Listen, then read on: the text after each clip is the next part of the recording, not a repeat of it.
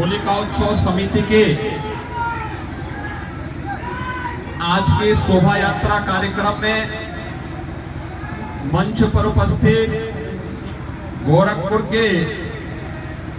लोकप्रिय महापौर डॉक्टर मंगलेश श्रीवास्तव जी, गोरखपुर ग्रामीण से विधायक श्री विपिन सिंह जी, कालीबाड़ी के श्री महंत रविंद्र दास जी,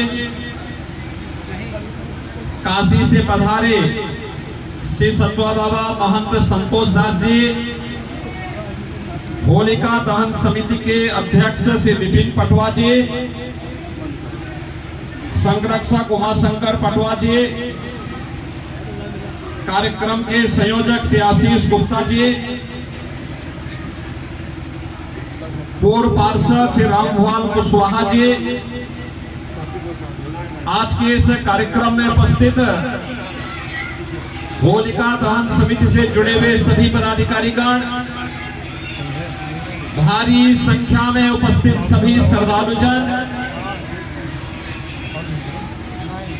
आप सबको होली की मंगलमय शुभकामनाएं देने के लिए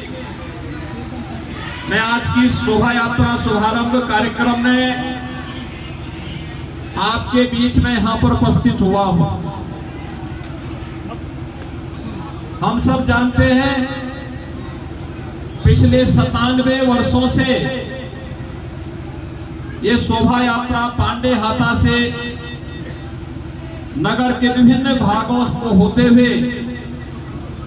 होलिका दहन के इस कार्यक्रम को सत्य, न्याय और धर्म की विजय को इस उपलक्ष्य में हर्ष और उल्लास के साथ, उमंग और उत्साह के साथ मनाते हुए आगे बढ़ती है। हम सब इस बात को जानते हैं, जहां भक्ति है वहां स्वतः ही शक्ति होती है। भक्ति और शक्ति का यह समन्वय होलिका दहन के अवसर पर भी हम सबको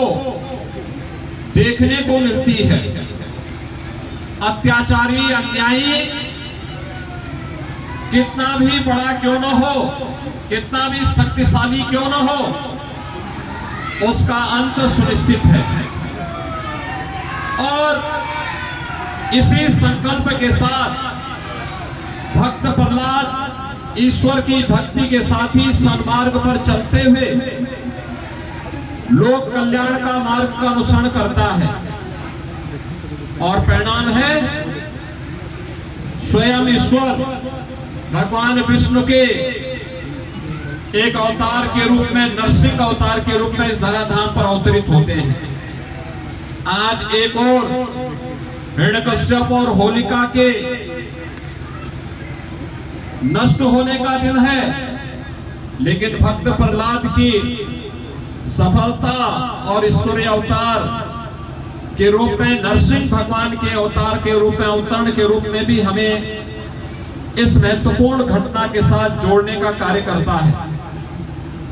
आज के इस अवसर पर मैं आप सबका आह्वान करूंगा कि हमारे पर्व और त्योहार सौहार्द के, शांति के,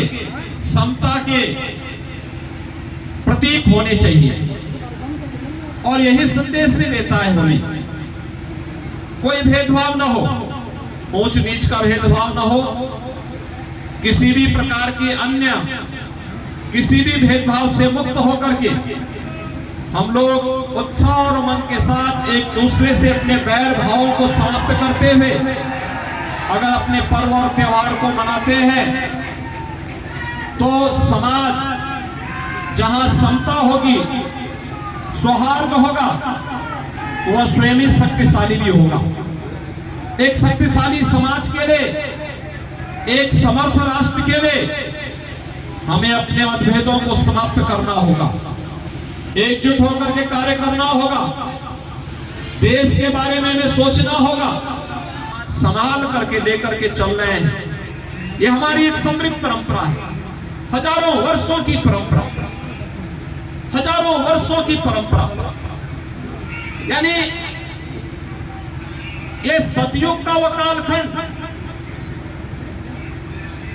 जिसके बारे में दुनिया जानती नहीं, लेकिन हम सनातन धर्मावलंबी पर्व और त्योहारों के माध्यम से इसको जोड़ करके, सजो करके आने वाली विरासत को,